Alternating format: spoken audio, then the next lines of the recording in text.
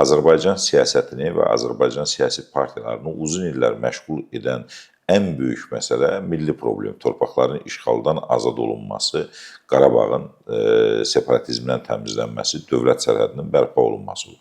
Bu proseslərdən sonra siyasi partiyaların proseslərdən bir qədər səsinin zəif gəlməsini bu amilə bağlamaq lazımdır. Çünki əslində ideoloji olaraq nə qədər fərqli yönümdə olduqlarını bəyan etmiş olsalar da, hamının məşğul olduğu, siyasi təşkilat olaraq məşğul olduğu, siyasi institut olaraq məşğul olduğu ən böyük məsələ Ermənistan-Azərbaycan münaqişəsi və yaxud da Qarabağda baş verən hadisələr və işğal idi. İndi bu proses səngiyib, siyasi partiyaların da yeni dövrə adaptasiyası baş verəcək.